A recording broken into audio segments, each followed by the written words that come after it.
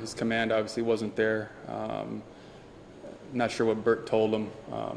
Most of the time he just tries to calm them down, get them back in sync with their delivery, kind of get back to what's natural and let them throw the ball over the plate. This team right here, if you make mistakes against them, they make you pay, and they showed it again today in that first inning big time. And he's going to learn. You know, he's going to have games like that. He has to be able to turn the page and go to the next pitch. It's a learning experience for him, and I'm sure he'll get better as it goes on.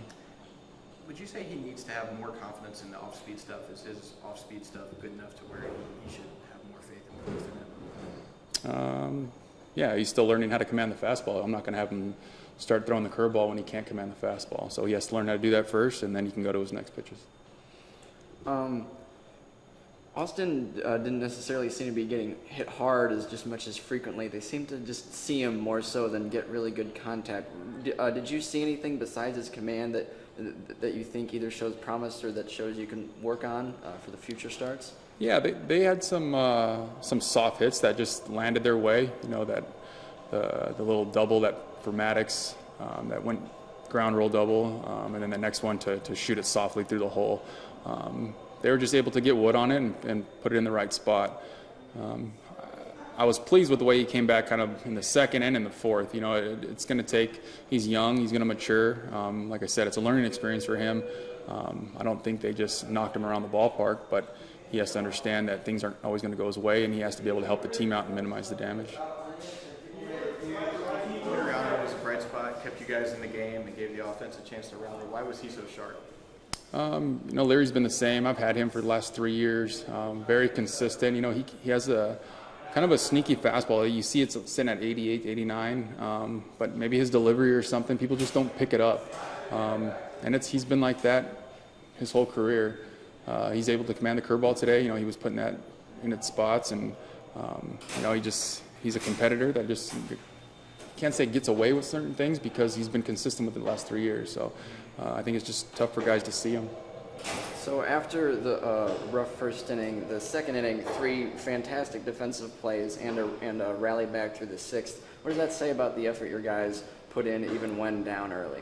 Yeah, I didn't think it was a bad played game by any means. You know, you erase that first inning, or they only take 2 from us or something that first.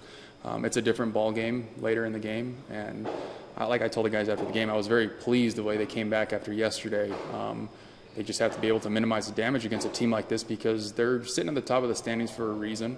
You can see they play good all-around baseball, and when you make mistakes, they make you pay.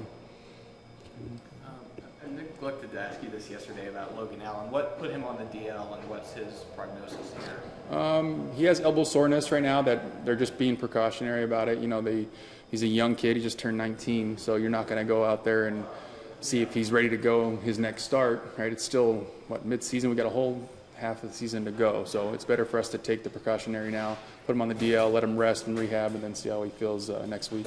Do you have any x-rays or MRIs? He went to San Diego to check it out, but they feel that it's just ready to rehab it and see how he feels. Will Jerry take his turn Saturday? I guess it's coming up. As of right now, yeah, unless something else changes. Seventh inning, first and second, what appeared to be a hit and run called, and it just was a very unfortunate pitch to have at that call. What was your thought process in that call, and then how did you want to approach the inning after being thrown out at third? Well, a lot of times I go off my gut, you know, and that guy was tough, throwing pretty hard, you know, and once we had that foul bunt back, you know, I thought maybe he's going to get another fastball in there and we can make something happen. And Cody's been great putting the ball in play opposite way and all over the field. There's a couple guys that I have confidence to do that with. And unfortunately, it was just a bad pitch and it didn't go our way.